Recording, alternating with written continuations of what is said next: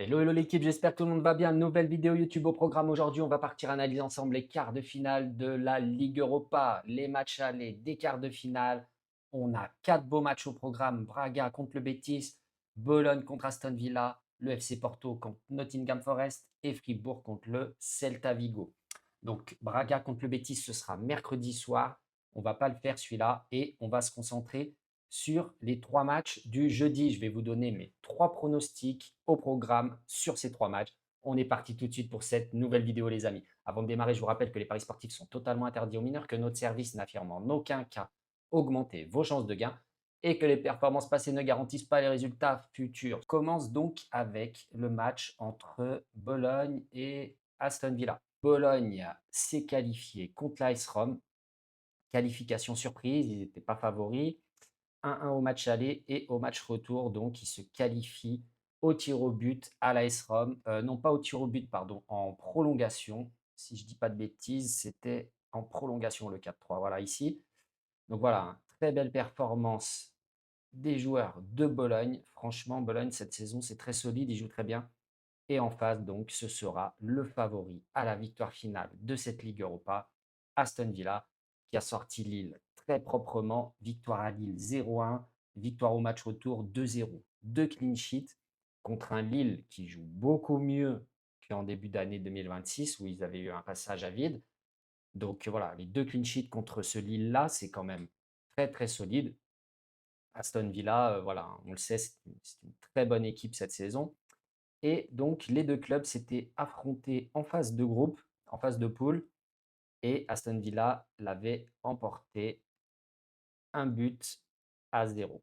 Donc, alors là, on a quand même 2 équipes, Aston Villa et Bologne, qui font beaucoup d'under, qui sont solides défensivement. Bologne, on le voit, hein, ils ont beaucoup de victoires, 1-0, etc. Aston Villa est favori. La cote, ils sont à 2 à peu près. Bologne à 3. Moi, je pense que ce match aller, on va avoir un match assez fermé. On va avoir un match assez fermé. Ça se débloquera peut-être un peu plus au retour à Aston Villa. Bologne va essayer de rester solide. Aston Villa est de base très solide. Donc voilà, même si c'est 2 équipes qui sont quand même des équipes réalistes, je pense qu'on aura un under. Sur ce match-là, je vais prendre moins de 3,5 buts dans le match. Ensuite, donc, deuxième rencontre au programme, Porto contre Nottingham Forest. Porto qui a éliminé Stuttgart au tour précédent alors qu'ils n'étaient pas du tout favoris pour les bookmakers, hein, parce que j'en avais parlé dans des vidéos et dans des analyses sur le site que je ne comprenais pas la cote de Porto qui est cette année. Ils sont trop forts, ils jouent trop bien, ils sont solides mentalement. Enfin, ils ont tout, quoi. C'est vraiment, ils sont trop forts. Je sais pas, les bookmakers les attendaient peut-être pas à ce niveau. Ils mettent du temps à se rendre compte. Je sais pas, mais je trouve qu'ils les sous-cotent à chaque fois, quoi. Que leurs cotes, à chaque fois, elles sont trop hautes. Elles mériteraient d'être un peu plus basses.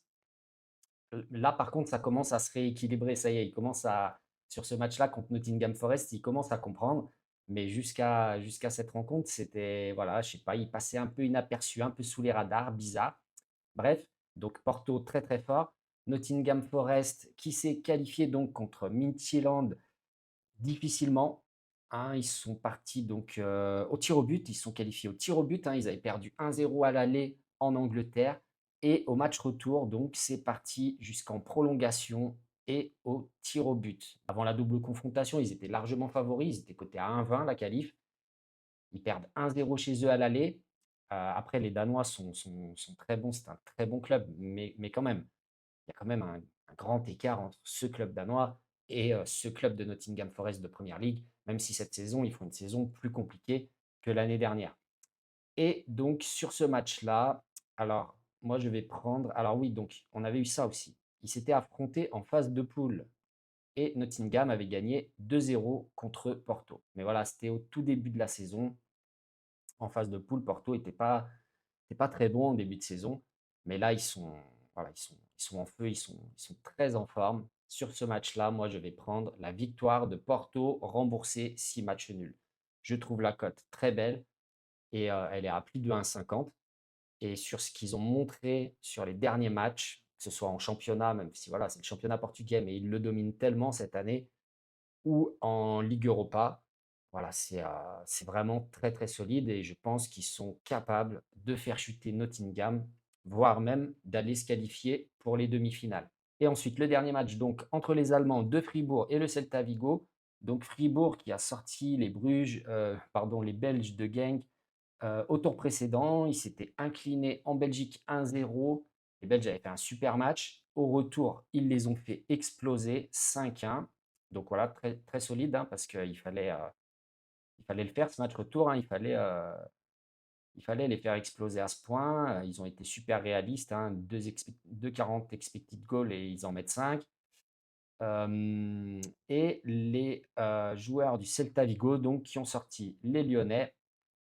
Lyon qui a été réduit à 10 rapidement sur cette rencontre retour, dès la 19e minute de jeu. Ils n'ont rien montré. Le Celta, pourtant, ils avaient Iglesias qui était suspendu. Mais voilà, hein, ils ont joué tout le match à 10. Le Celta était très bon, hein, même avant le carton rouge, là, même avant le carton rouge à la 19e minute de jeu.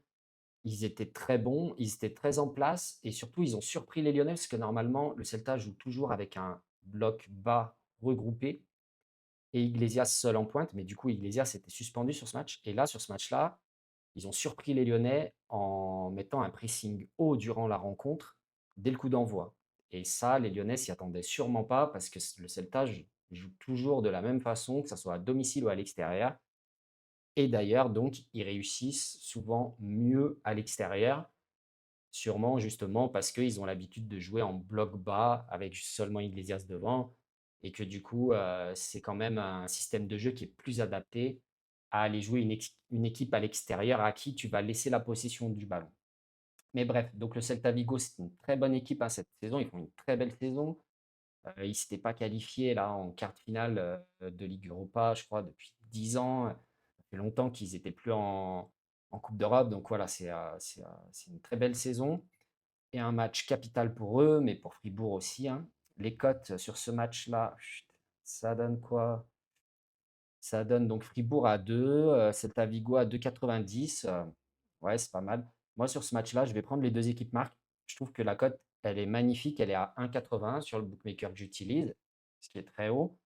Et voilà, c'est dû aussi au fait que le Celta, c'est une équipe qui, normalement, joue en bloc bas. Pour les bookmakers, il y a des bonnes probabilités qu'ils ne marquent pas dans le match. D'ailleurs, la cote du but du Celta Vigo dans le match, elle est presque à 1,50 et celle de Fribourg, elle est à 1,15, 1,20.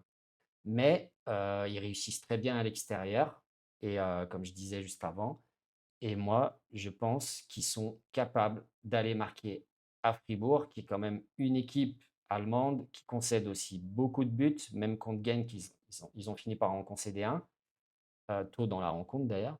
Moi, je pense que le Celta sont largement capables d'aller marquer à Fribourg pour ce quart de finale aller. Donc, le résumé de mes trois pronostics.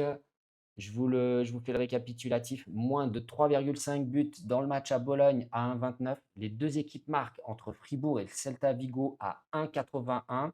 Et la victoire du FC Porto, remboursé 6 matchs nuls à 1,51. Voilà, les trois combinés, ça nous fait une belle cote à 3,52.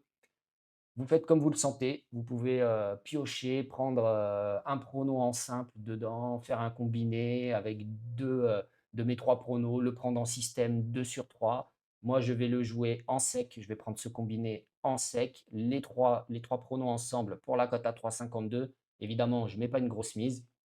Et pour retrouver tous mes pronostics appuyés avec mes mises appuyées, les mises exactes, etc.